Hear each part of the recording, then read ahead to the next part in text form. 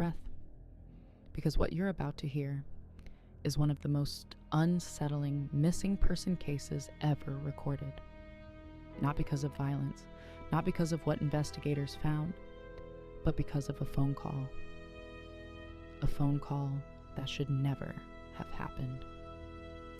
August 14, 2017, a small, quiet town in Oregon, a place where nothing unusual ever happens, until 26-year-old Lauren Price clocked out from her evening shift at 9:17 p.m. She texted her sister, heading home, be there in 30. She never arrived. Her car was found the next morning on a forest access road. Engine cold, driver's door unlocked, keys still in the ignition, but Lauren gone, just like she stepped out of the world and didn't come back. Investigators believe she must have wandered into the woods, but then something happened that changed the direction of the entire case. Lauren's phone, which had been unreachable for 16 hours, suddenly connected to the tower again. For exactly 12 seconds, someone or something powered her phone on. And what they heard during those 12 seconds has haunted detectives for years. 11:42 a.m., Lauren's sister's phone vibrates. Incoming call, Lauren Price. Her sister freezes. She answers immediately. Lauren, where are you? Lauren? No response, but the call is connected. On the recording, later analyzed by investigators, there's only one thing audible: breathing. Shallow, uneven, terrified breathing. Not wind, not static, not pocket noise. Actual breathing, like someone trying desperately not to make a sound. The call stays open for 12 seconds, then cuts out. Investigators attempt to trace. But here's where it gets disturbing. The call didn't come from the forest where her car was found. It pinged from a location 13 miles away in the opposite direction. From a service road locals call Dead Mile. A stretch of road with no houses, no cameras, no reason for anyone to be there, especially someone who vanished. But the investigators found something even stranger. The tower logs show Lauren's phone wasn't used. It wasn't in motion. It wasn't calling out. The system registered her phone as a passive connection, device reactivated, meaning someone turned it on, not long enough to unlock, not long enough to send a message, just long enough to breathe into it. Let's break down what investigators found. 1. The car. Driver's seat pushed all the way back. Lauren was 5'2". She never drove like that. Passenger seat reclined.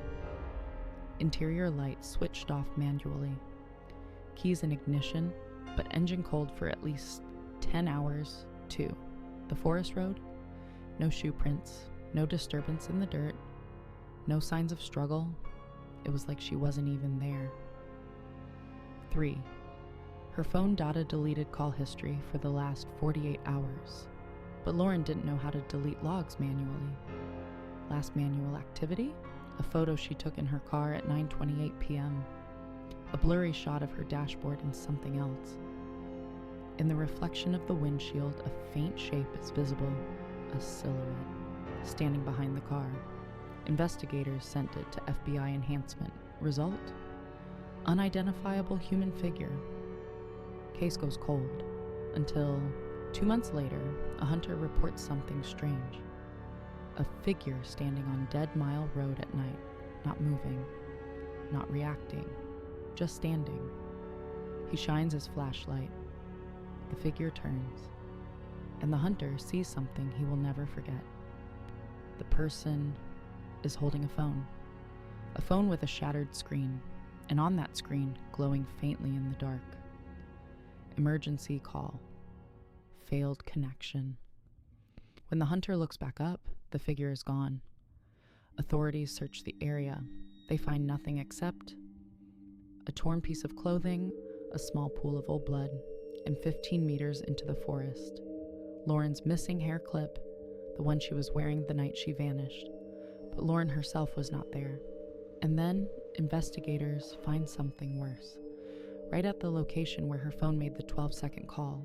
In the dirt beside the road, they discover a perfect imprint of a knee, like someone had been kneeling, holding a phone, trying not to breathe. 3 major theories exist. Theory 1. She tried to escape someone. The breathing call was Lauren hiding, maybe under the car, in the brush behind a tree, trying to stay silent until the danger passed. The reason the seat was pushed back?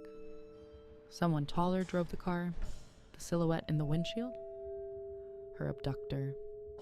This theory explains the car, the deleted logs, the chase into Dead Mile, but it doesn't explain the 12-second call, because Lauren's phone battery was dead when found days later. How did it power on? Theory 2. The abductor turned her phone on. Some believe the phone was activated by whoever took her. Maybe to check for messages, maybe accidentally. The breathing heard wasn't Lauren, it was him. But why call her own sister? Why that number? Theory 3.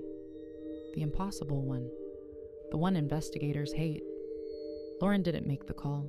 Her abductor didn't make the call. The phone itself attempted the call during the last moments. It still had power. There are rare documented cases where dying batteries briefly reactivate, but only enough to power a screen for 1 to 2 seconds. Not enough to open contacts. Not enough to dial a number. Not enough to transmit breathing, let alone keep a connection alive for 12 seconds. To this day, experts cannot explain the tower log. Passive reactivation, unknown catalyst. Unknown catalyst, meaning whatever turned that phone on wasn't human. Lauren Price has never been found. Her family still keeps the same phone number active. They refuse to change it because sometimes, late at night, the phone rings. Caller ID, unavailable call duration, 0 seconds tower location, Dead Mile Road. The same spot where Lauren's phone connected for those final 12 seconds. And someone tried so desperately to stay quiet because something was right next to them. Too close, too still, too silent, waiting, and now, the question investigators never answer out loud. What if that 12-second call wasn't Lauren asking for help, but something else warning us that it wasn't finished?